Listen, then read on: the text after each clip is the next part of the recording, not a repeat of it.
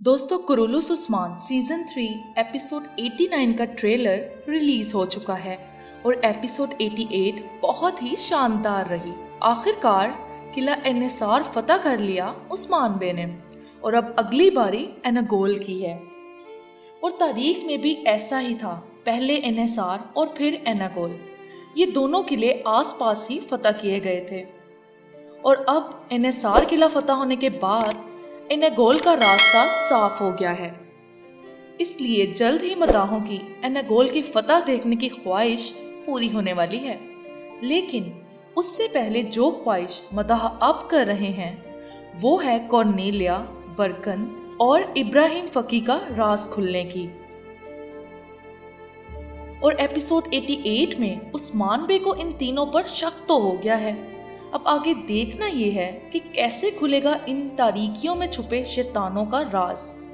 और जब ये राज खुल जाएगा तो उस्मान बे इनको बदतर से भी बदतर सजा देंगे, क्योंकि इन दुश्मनों ने उस्मान बे के बहुत से चाहने वालों की जानें बहुत ही कम वक्त में ली हैं।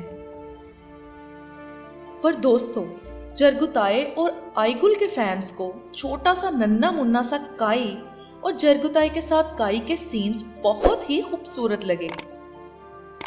और उन दोनों बाप बेटों की मस्तियां देखकर तो फैंस के चेहरे पर मुस्कुराहटें बिखर गईं। जरगुताई और काई के सीन्स ही पूरे एपिसोड में खुश कर देने वाले थे। आपको वो सीन्स कैसे लगे हमें कमेंट करके जरूर बताएं। अब अगर ट्रेलर की बात करें तो उस्मान बे पहुंचने ही वाले हैं अपने असल दुश्मनों तक। और जैसा कि हमने ट्रेलर में देखा कि कॉर्नेलिया पकड़ी गई है और सारी काई खवातीन उसके इर्द गिर्द जमा होकर उसे सबक सिखाने की बातें कर रही हैं। लेकिन कॉर्नेलिया मरती मर जाएगी पर इब्राहिम फकी का नाम नहीं लेगी। पर दूसरी तरफ उस्मान बे ने भी अपने खेमे में इब्राहिम फकी और बारकन को बुलाया है और उन पर भी शक जाहिर किया है।